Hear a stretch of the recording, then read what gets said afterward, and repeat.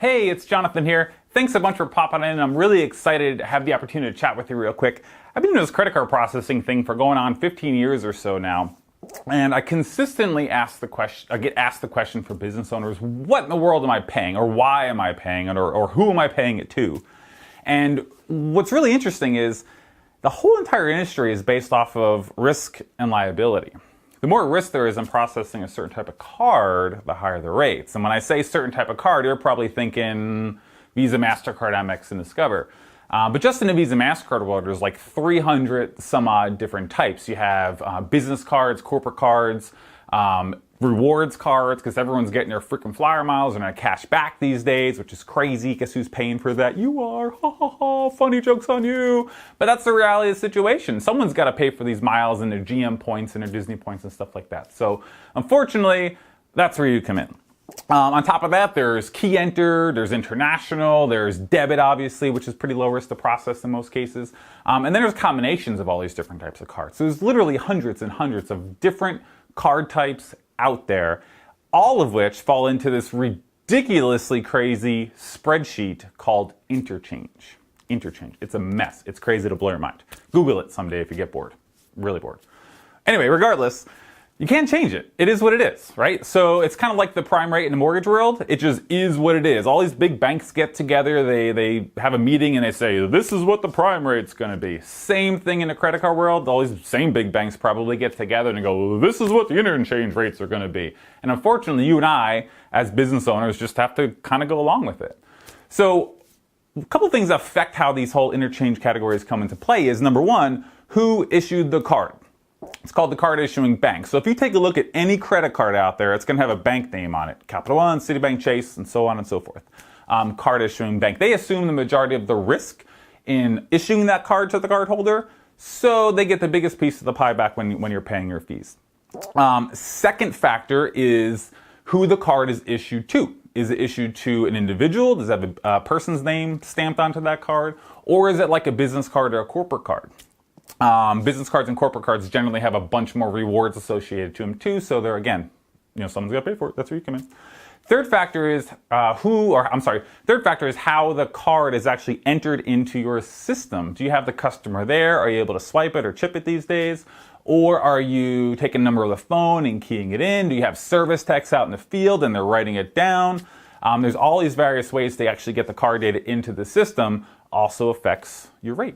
So who it's issued by, who it's issued to, and how it's entered into your system are the three factors that affect how every single card you process falls into this crazy spreadsheet called Interchange, like we said before.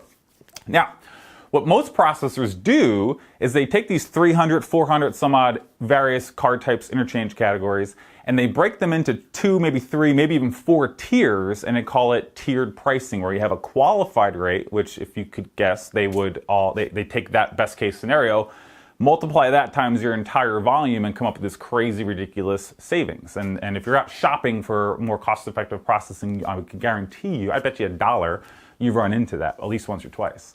The reality of the situation, though, is it doesn't make a difference what they tell you your rate is, the meat's in the pie or the meat's in the pudding or whatever that phrase is. When you get your first month's statement in the month, 9 times out of 10, that rate that they promised you is not the rate you're going to be paying, unfortunately, because what they left out was the fact that in addition to that qualified thing that they sold you on, there's this nasty little guy named mid-qualified and his ugly cousin named non-qualified.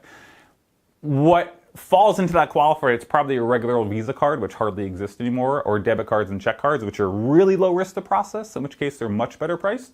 But mid-qualified is going to be your rewards cards, which is one of the most popular. And then business cards and corporate cards are the nasty cousins up here, where you're paying out the wazoo. Unfortunately, almost all the cards that are issued these days and then obviously processed are in mid or non-qualified. So that best case scenario rate of all the stars aligning and the angels singing doesn't really come into effect. So, is what it is. Here's how it really works. Every month, we get a report from Visa, MasterCard. We, as processors, we get a report from Visa, MasterCard, and it basically tells us exactly what types of cards you processed. Was it rewards card, debit cards, key entered, whatever. It lists them all for us, all these various interchange categories. It tells us exactly how many there were, it tells us exactly what the volume was for each interchange category, but the most important part is it tells us exactly what our costs are. So what we do as a processor is simply take that industry cost that the banks are charging us, we add one fixed margin to it across the board, and then we pass the statement right along to you. Now what that does is two things. Number one, it tells you exactly what the industry costs are, which is public knowledge. You can get it off the internet and cross-check it if you want for fun, again, if you're really, really bored. But most importantly, it's showing you what the profitability or the margin is that is built into your account. Whether it be my margin or your current processor margin. You want to make sure you can clearly see that every single month. And if that's changing on a monthly basis, your processor is messing with you big time. It should be consistent forever and ever.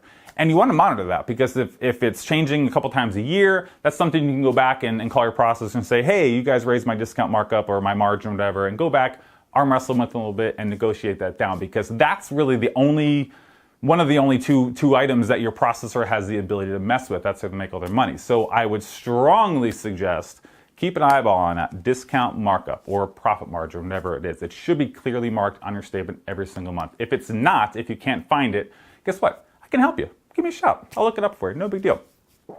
So another thing you want to look out for on your credit card processing statement is a couple of words. We talked about qualified, mid-qualified, and non-qualified earlier. If you're seeing those words on your monthly processing statement, you're probably on a much older pricing model. And by older, I mean not only just older, I mean incredibly profitable for your processor, not so cost-effective for you, right? So what you want to do, if you see qualified, mid-qualified, non-qualified, do some shopping. It doesn't have to be with me, although it'd be nice. Yay. Call anybody, call a bank, something like that, get some quotes, because that older pricing model, processors love it. The margins are incredible. They're making money hand over fist, and it's all obviously at your expense. So take a look at that, see if there's any other options out there for you. I'd be happy to take a look at it for you. I love trivia, random riddle, mathematical questions and whatnot. That's what I do. One of the other big things in the credit card industry is this little tricky little thing called daily discount.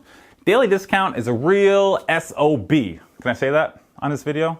Well, I did anyway, so we're going to roll with it. Daily discount basically means is before they or your processor deposits your money into your bank. Let's say you process $1,000 on Monday, and before they deposit your $1,000 into your bank account, they scrape off like a 1% or a 2% or maybe a 3% daily discount fee. And that's basically your processor collecting their fees on a daily basis instead of giving all of your money to you on a daily basis.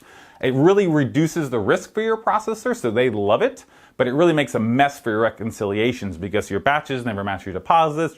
Just crazy. Your bookkeeper or your CPA would love me if you were to change to a processor that didn't do that, because it would make their lives easier. So third thing you want to take a look at too is how long does it take to get your money? I've heard some horror stories where some businesses are waiting like 5 to 7 days to get their money. So you batch out $1,000 on Monday and you don't get your money until Friday.